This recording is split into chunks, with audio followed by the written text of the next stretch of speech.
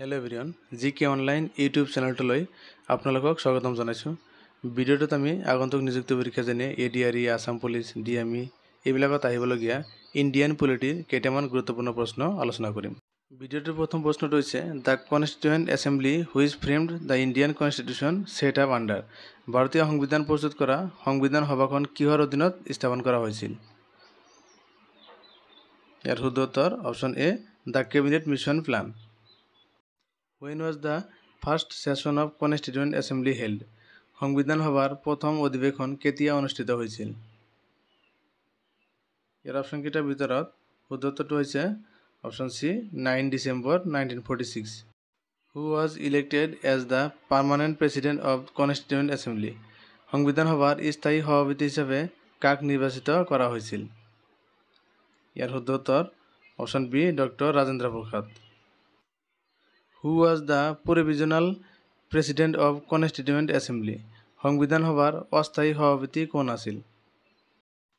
ইয়াৰ শুদ্ধ উত্তৰ option D Sachidananda Sinha.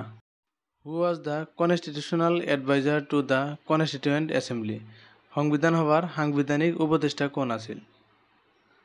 ইয়াৰ শুদ্ধ উত্তৰ হৈছে option B BN Rao। Who was the chairman of drafting committee of Constituent Assembly? সংবিধান সভাৰ খচৰা সমিতিৰ অধ্যক্ষ কোন আছিল? ইয়াৰ অপশ্যনকেইটাৰ ভিতৰত শুদ্ধ উত্তৰটো হৈছে option A BR Ambedkar. The Constitution of India derives its ultimate authority from।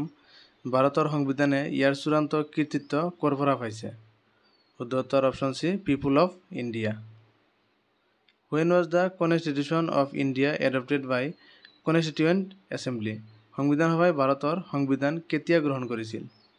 শুদ্ধ উত্তৰ option D 26 November 1949। How many committees were set up by the Constituent Assembly for framing the Constitution? সংবিধান প্ৰস্তুত কৰাৰ বাবে সংবিধান সভাৰ দ্বাৰা কিমানখন সমিতি গঠন কৰা হৈছিল?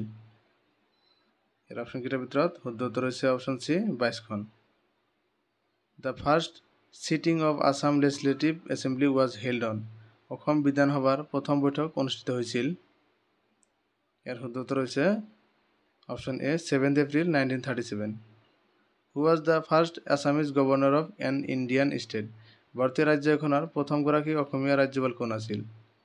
শুদ্ধ উত্তৰ option C Bishnuram Medhi. Who was the first speaker of Assam Assembly? Assam বিধানসভাৰ প্ৰথমগৰাকী অধ্যক্ষ কোন আছিল? শুদ্ধ উত্তৰ option A Babu Basanta Kumar Das. Which politician also known as Iron Man of Assam?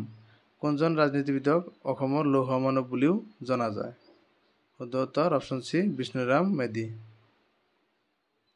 In India, who appoints district judges? ভাৰতত জিলা ন্যায়াধীশক কোনে নিযুক্তি দিয়ে? ইয়াৰ শুদ্ধ উত্তৰ option A the governor. Who appoints the governor of an Indian state? এখন ভাৰতীয় ৰাজ্যৰ ৰাজ্যপালক কোনে নিযুক্তি দিয়ে? ইয়াৰ শুদ্ধ উত্তৰ option B the president. Thank you for ৱাচিং। ভিডিঅ'টো চাই ভাল লাগিলে লাইক কমেণ্ট আৰু ছাবস্ক্ৰাইব কৰিবলৈ নাপাহৰিব।